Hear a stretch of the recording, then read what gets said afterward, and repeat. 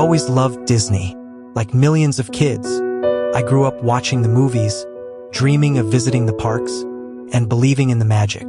But when I stumbled upon an old internet forum talking about an abandoned Disney park, one that the company had erased from history, I knew I had to see it for myself.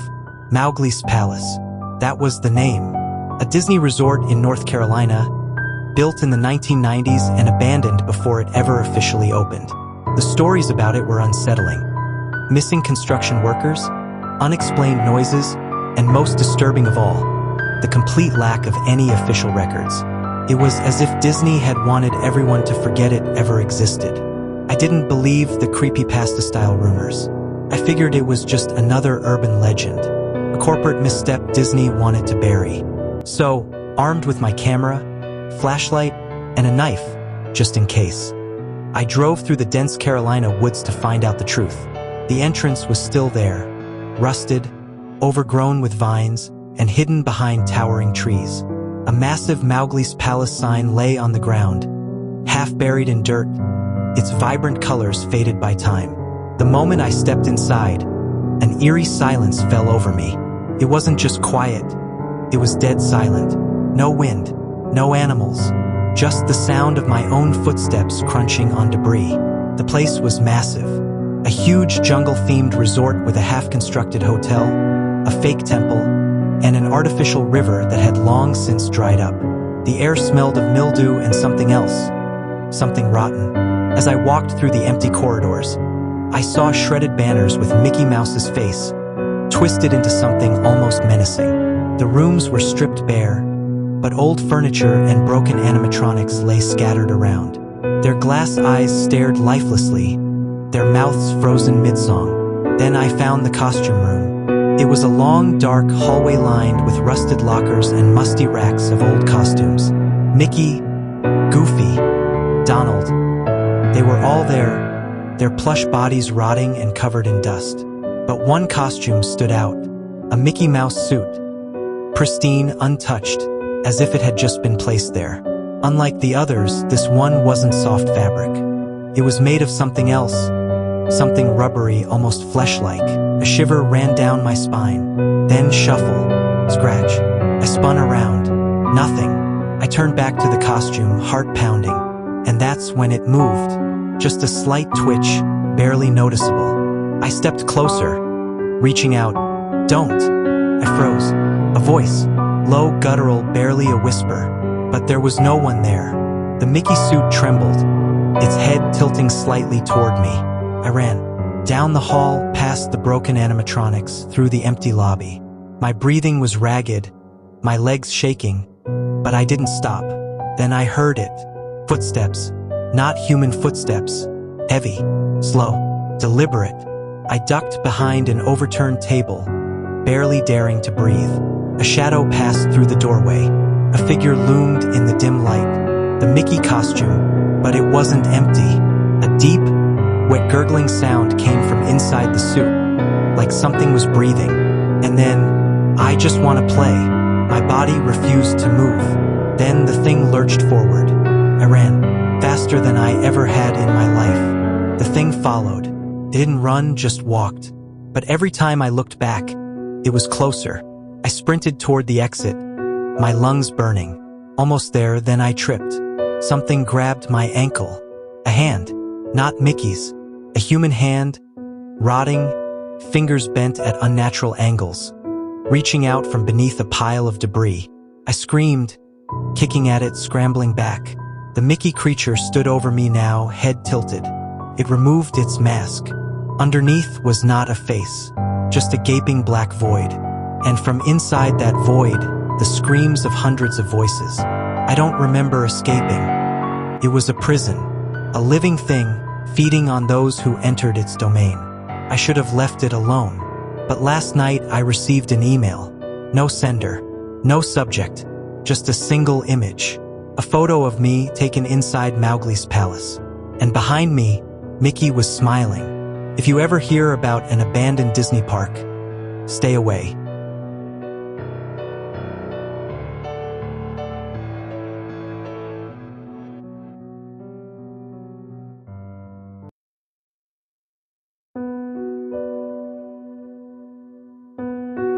Abandoned by Disney is a scary creepypasta story written by Slime Beast. It's based on a real island at Walt Disney World in Bay Lake, Florida.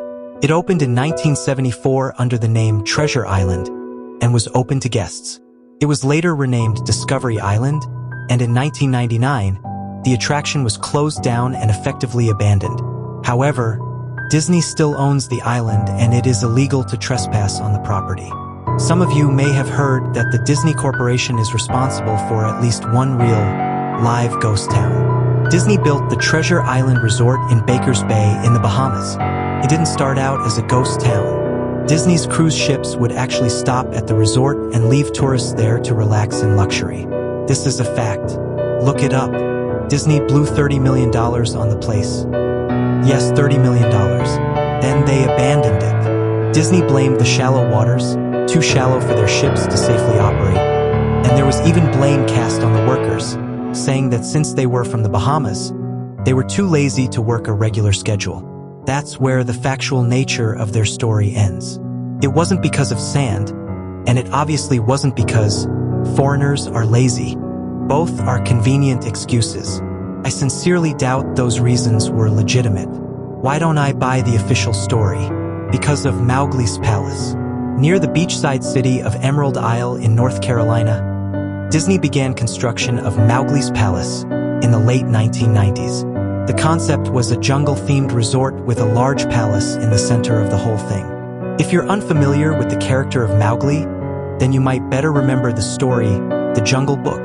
If you haven't seen it anywhere else, you'd know it as the Disney cartoon from decades past. Mowgli is an abandoned child in the jungle, essentially raised by animals and simultaneously threatened and pursued by other animals. Mowgli's Palace was a controversial undertaking from the start. Disney bought up a ton of high-priced land for the project, and there was actually a scandal surrounding some of the purchases. The local government claimed eminent domain on people's homes, then turned around and sold the properties to Disney. At one point, a home that had just been constructed was immediately condemned with little to no explanation. The land grabbed by the government was supposedly for some fictional highway project.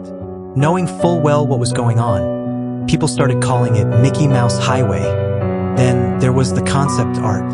A group of stuffed shirts from the Disney company actually held a city meeting. They intended to sell everyone on how lucrative this project was going to be. When they showed the concept art, a gigantic Indian palace, surrounded by jungle, staffed with men and women in loincloths and tribal gear. Well, suffice it to say, everyone flipped out. One member of the crowd tried to storm the stage, but he was quickly subdued by security after he managed to break one of the presentation boards over his knee. Disney took that community and essentially broke it over its knee as well. The houses were razed, the land was cleared, and there wasn't a damn thing anyone could do or say about it. Local TV and newspapers were against the resort at the beginning, but some insane connection between Disney's media holdings and the local venues came into play, and their opinions turned on a dime. So anyway, Treasure Island, the Bahamas. Disney sunk those millions in and then they split. The same thing happened with Mowgli's Palace. Construction was complete. Visitors actually stayed at the resort. The surrounding communities were flooded with traffic and the usual annoyances associated with an influx of lost and irate tourists. Then it all just stopped. Disney shut it down and nobody knew what to think. But they were pretty happy about it. Disney's loss was pretty hilarious and wonderful to a large group of folks who didn't want any part of this in the first place. I honestly didn't give the place another thought since I heard it closed over a decade ago. I live 4 hours from Emerald Isle, so I really didn't experience any of it firsthand. Then, I read an article written by someone who had explored the Treasure Island Resort. He posted a whole blog about all the crazy stuff he found there. Stuff just left behind. Things smashed, defaced, probably ruined by the disgruntled former employees who had lost their jobs. Hell, the locals from all around probably had a hand in wrecking that place too. People there felt just as angry about Treasure Island as folks here did about Mowgli's Palace. There were also rumors that Disney had released their aquarium stock into the local waters when they closed, including sharks, who wouldn't want to take a few swings at some Disney merchandise after that. Well, what I'm getting at is that this blog about Treasure Island got me thinking. Even though many years had passed since its closing, I figured it might be cool to do some urban exploration at Mowgli's palace. Take some photos, write about my experience, and probably see if there was anything I could take home as a memento. I'm not going to say I wasted no time in getting there, because honestly it took me another year after I first found that Treasure Island article to get around to going up to Emerald Isle. Over the course of that year, I did a lot of research on the Palace Resort, or rather, I tried to. Naturally, no official Disney site or resource made any mention of the place.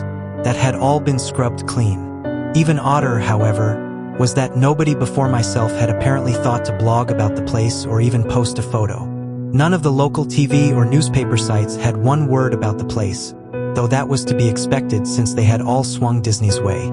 They wouldn't be out there showing off their embarrassment, you know? Tremendous, monolithic wooden gates whose supports to either side looked like they must have been cut from giant sequoias. The gate itself had been gouged in several places by woodpeckers and eaten away at the base by burrowing insects. Hanging on the gate was a sheet of metal, some random scrap, with hand-painted letters scrawled in black. It read, "Abandoned by Disney."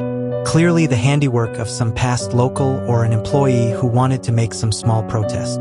The gates were open enough to walk through, but not drive, so grabbing my digital camera and the map, whose flip side showed a layout of the resort, I set off on foot. The inner grounds of the place were just as overgrown as the entryway. Palm trees stood untended and ragged among piles of their own coconuts. Banana plants similarly stood in their own stinking, bug-riddled refuse. There was this sort of clash between order and chaos, as carefully planted rows of perennial flowers mixed with obnoxious tall weeds and stinking, blackened mushrooms. All that remained of any outdoor structures were broken, rotting wood and various charred bits of unidentifiable material. What was most likely an information booth or an outdoor bar was now simply a pile of assorted debris chopped up by past vandalism and ravaged by weather. The most interesting thing on the grounds was a statue of Baloo, the friendly bear from the Jungle Book, which stood in a sort of courtyard in front of the main building. He was frozen in a jovial wave toward no one, staring into empty space with a silly, toothy grin as bird poop covered whole swaths of his fur and vines ensnared his platform. I approached the main building, the palace, only to find the outside of the building covered in graffiti where the original paint hadn't peeled and chipped away. The front doors weren't just open, they had been taken off their hinges and were stolen. Above the front doors, or the gaping maw where they had been, someone had once again painted "Abandoned by Disney." I wish I could tell you about all the awesome stuff I saw inside the palace. Forgotten statues, abandoned cash registers, a full-fledged secret society of homeless people. But no, the inside of the building was so stark, so bare, that I actually think people had stolen the molding off the walls.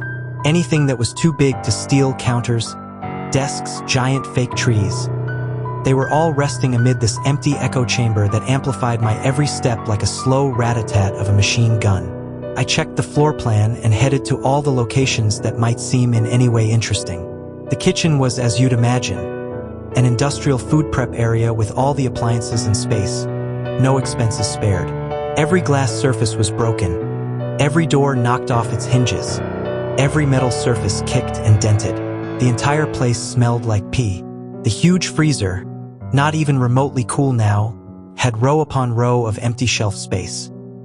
Hooks hung from the ceiling, probably for hanging cuts of meat, and as I stood inside for a moment, I noticed they were swinging.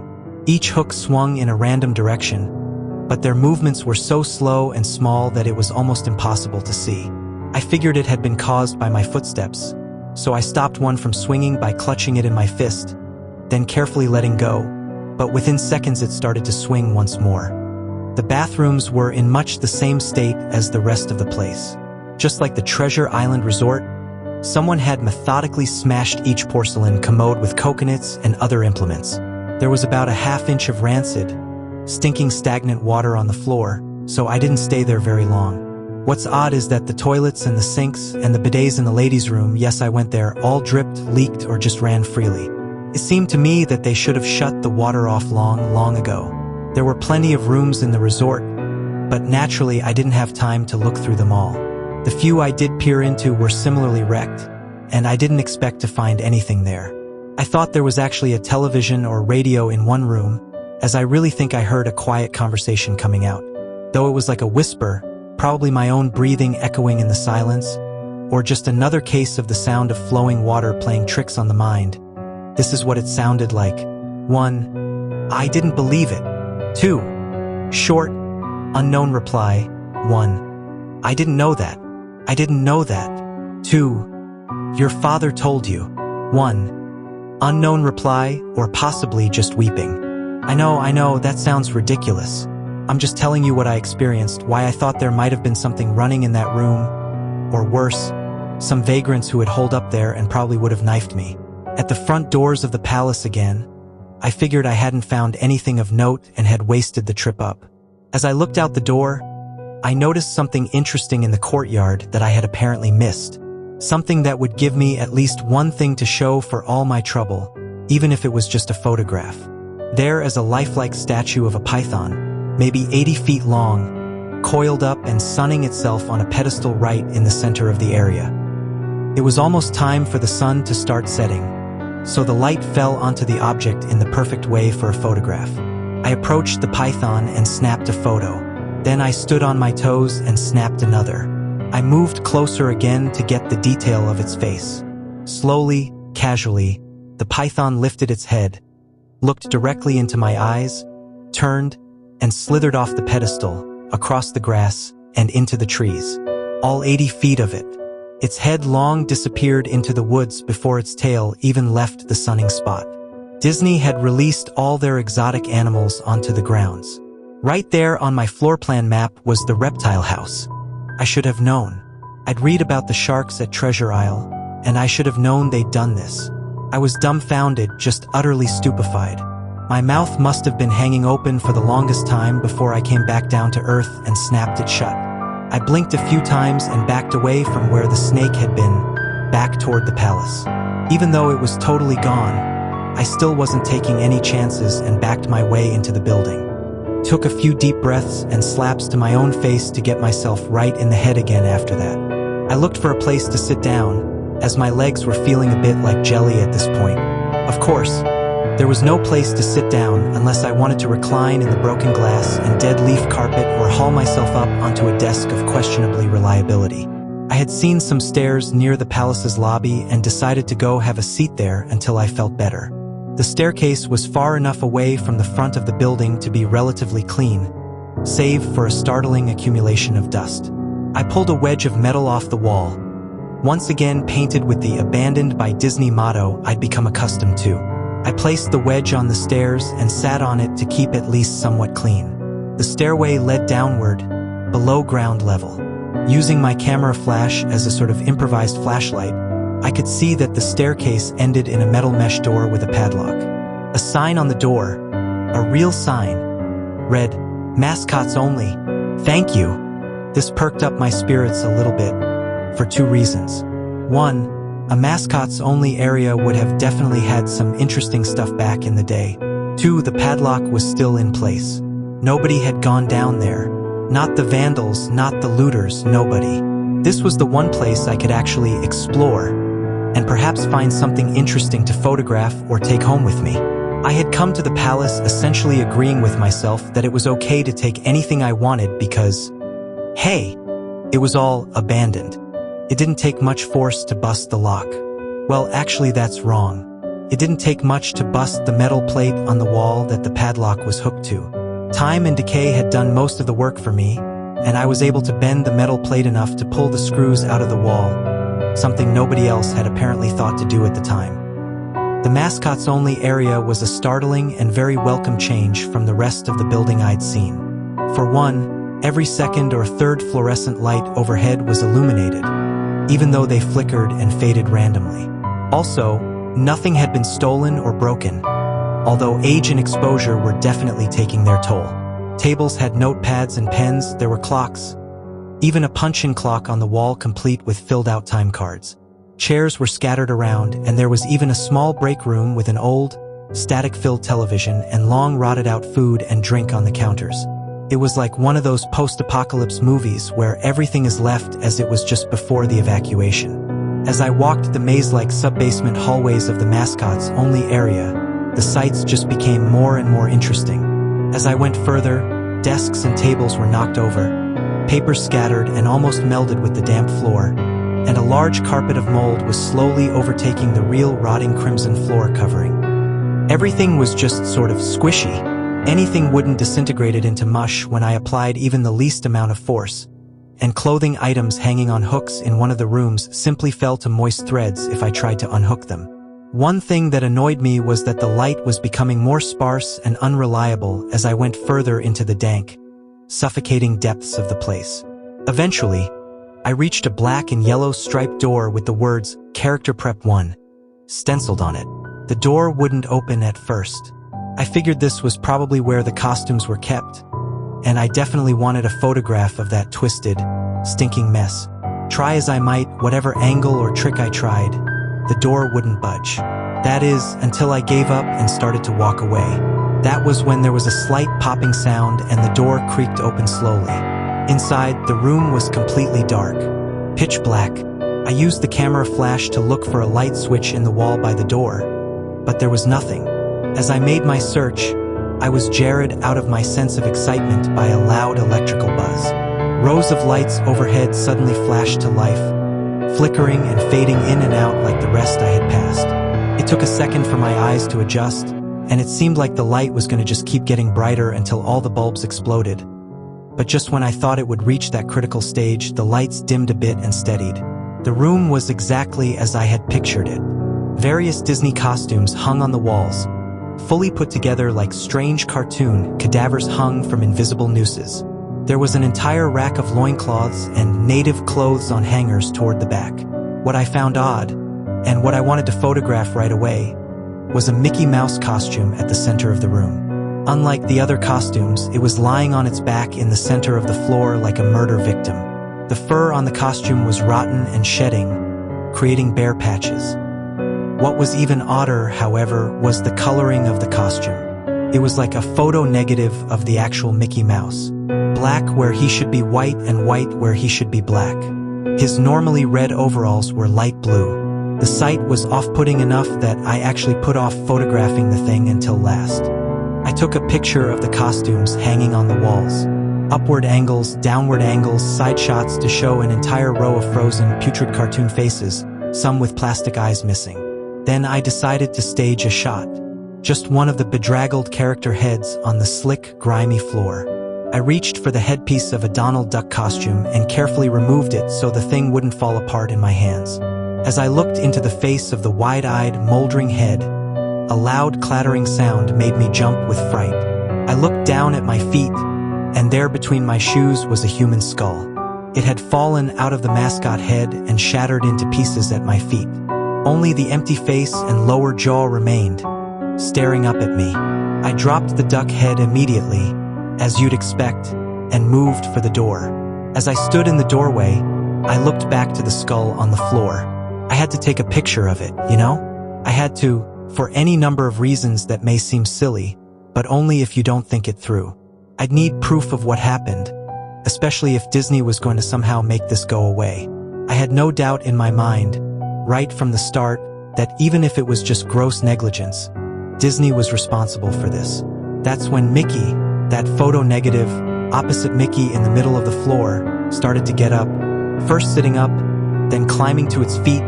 The Mickey Mouse costume, or whoever was inside of it, stood there at the center of the room, its fake face just staring directly at me as I mumbled, "No," over and over and over, with shaking hands, a violently thrashing heart, and legs that had once again turned to jelly. I managed to lift the camera and aim it at the opposite creature now quietly sizing me up. The digital camera's screen displayed only dead pixels in the shape of the thing. It was a perfect silhouette of the Mickey costume.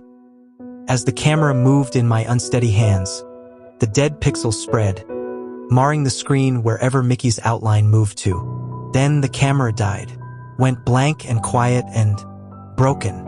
I raised my eyes once again to the Mickey Mouse costume. "Hey!"